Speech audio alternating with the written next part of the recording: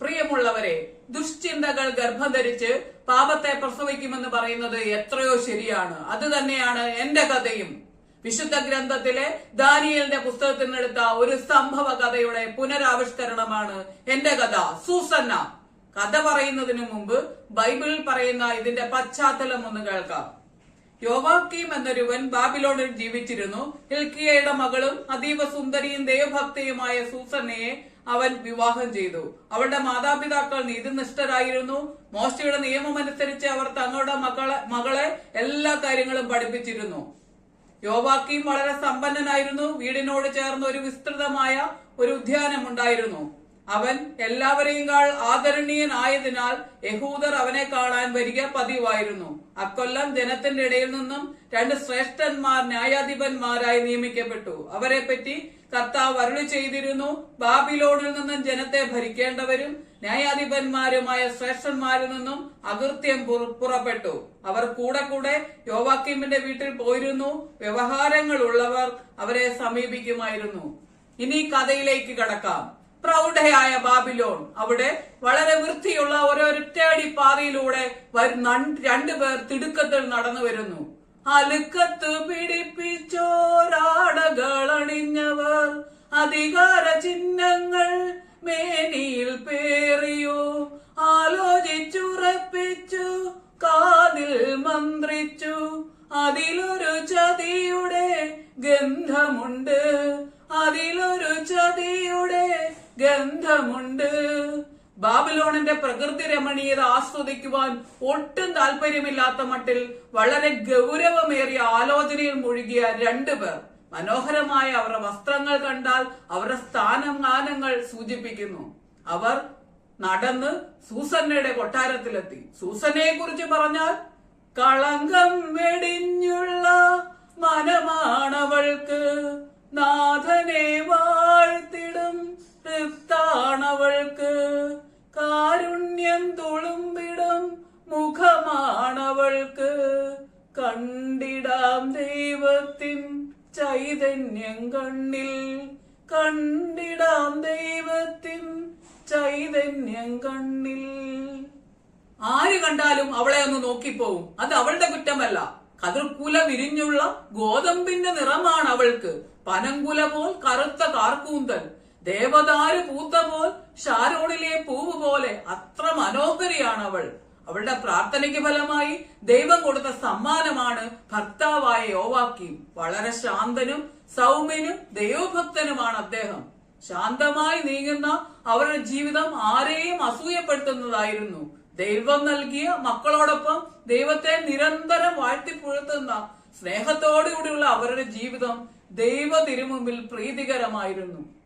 ആ ഇടയ്ക്കായിരുന്നു യോവാക്കീമിനെ സന്ദർശിക്കാൻ ആ 2 ശ്രേഷ്ഠന്മാർ എത്തിയത്. ജനങ്ങളാൽ തിരഞ്ഞെടുക്കപ്പെട്ടവർ. അധികാരം കയ്യിൽ വന്നാൽ പിന്നെ എന്തും ചെയ്യാമെന്നുള്ള ചിന്തയാണല്ലോ അധികാരികളെ ദുഷിപ്പിക്കുന്നത്. വിളിക്കുന്നു, വളയ്ക്കുന്നു, വളഞ്ഞവ ഓടിക്കുന്നു, വിളവെല്ലാം വേലി തന്നെ പൊളിക്കുന്നു കളിത്തട്ടിൽ, കിളികളെ പഴിചാരി കളവുകൾ നടത്തുന്നു, വിളിച്ചതു പറയാതെ സഹിക്കുന്നു ഭരണീയർ. ശ്രേഷ്ഠന്മാർ യോവാക്കീമിനെ സന്ദർശിക്കാൻ എത്തിയപ്പോഴെല്ലാം ഉദ്യാനത്തിൽ ഉലാത്തുന്ന സൂസന്നെ അവർ കാണാറുണ്ടായിരുന്നു. അവർക്ക് അതീവ സുന്ദരിയായ അവളിൽ അതിയായ അഭിലാഷം ജനിച്ചു. അവളെ പ്രാപിക്കാനുള്ള ആസക്തി അവരിൽ ദിനം പ്രതി കൂടിക്കൂടി വന്നു. അവർ അങ്ങനെ തക്കം നോക്കിയിരിക്കവേ പതിവ് പോലെ അവൾ 2 തോഴിമാരോടൊപ്പം ഉദ്യാനത്തിൽ പ്രവേശിച്ചു.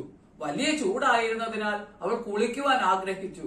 അങ്ങനെ ഉദ്യാനവാതിൽ അടച്ചിട്ട് തോഴിമാർ എണ്ണയും ലേപനങ്ങളും എടുക്കുവാൻ തിരിച്ചുപോയി. തോഴിമാർ പോയി കഴിഞ്ഞു എന്ന് മനസ്സിലായപ്പോൾ ഉദ്യാനത്തിൽ ഒളിച്ചിരുന്ന ഈ 2 ശ്രേഷ്ഠന്മാർ പെട്ടെന്ന് ചാടി പുറത്തു വന്നു സൂസന്നയുടെ മുമ്പിലെത്തി. സൂസന്ന പെട്ടെന്ന് പേടിച്ചുപോയി.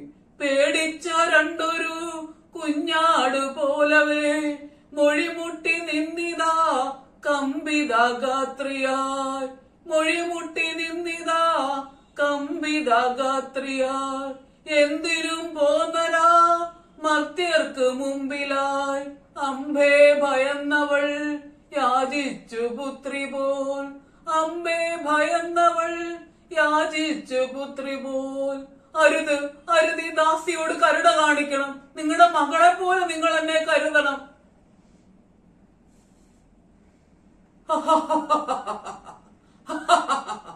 സൂസന്ന, നീ ഞങ്ങളുടെ ഇഷ്ടത്തിന് വഴങ്ങിയില്ലെങ്കിൽ നിന്റെ കൂടെ ഒരു യുവാവ് ഉണ്ടായിരുന്നതിനാലാണ് നീ തോഴിമാരെ തിരിച്ചു പറഞ്ഞു വിട്ടതെന്ന് ഞങ്ങൾ സാക്ഷ്യപ്പെടുത്തും.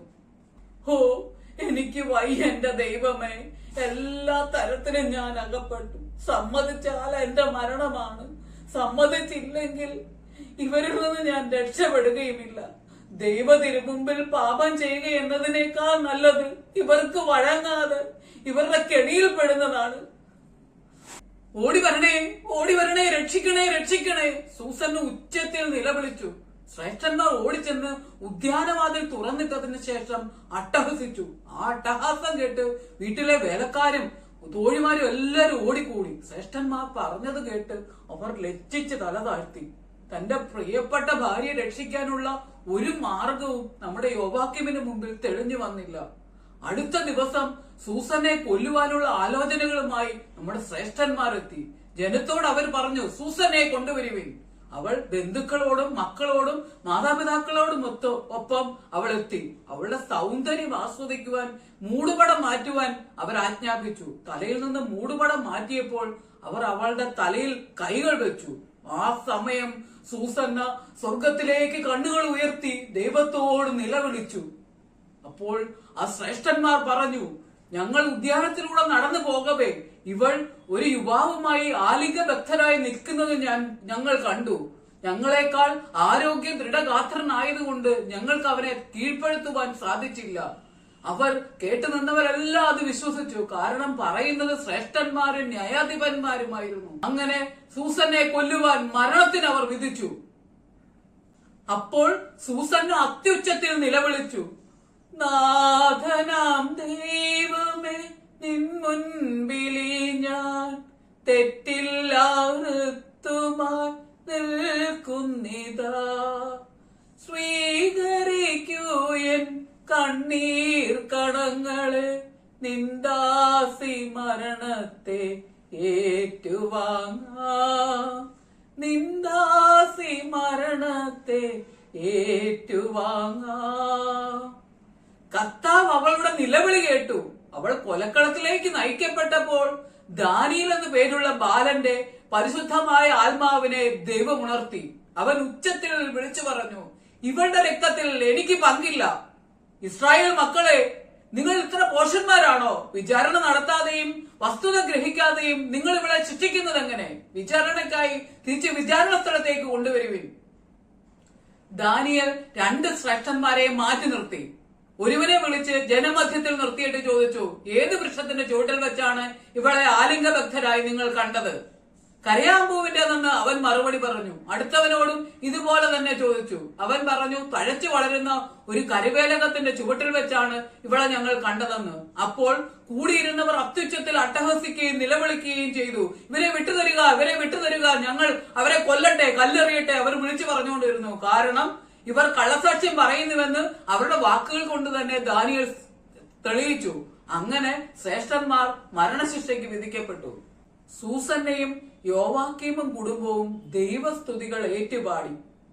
കാരുണ്യവാനാം ദൈവമേ, നീ എന്നും മക്കളെ നൽകിടുന്നു, മക്കളെ പോറ്റിടുന്നു.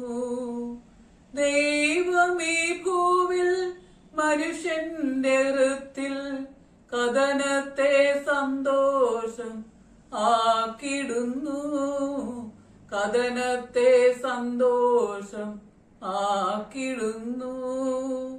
പിശാചിന്റെ സകല തന്ത്രങ്ങളും ശുദ്ധതയ്ക്കെതിരെ പ്രയോഗിക്കപ്പെടുന്ന ഈ നാളുകളിൽ ശരീരം ദൈവത്തിന്റെ ആലയമാണെന്ന സത്യം ഉൾക്കൊണ്ടുകൊണ്ട് ജീവിക്കുവാൻ സർവശക്തനായ ദൈവം നമ്മളെ സഹായിക്കട്ടെ. ഈ കഥ നിങ്ങൾക്ക് ഇഷ്ടപ്പെട്ടെങ്കിൽ ലൈക്ക് ചെയ്യുക, ഷെയർ ചെയ്യുക, സബ്സ്ക്രൈബ് ചെയ്യാത്തവർ ബെൽ ബട്ടൺ അമർത്തി സബ്സ്ക്രൈബ് ചെയ്യുക.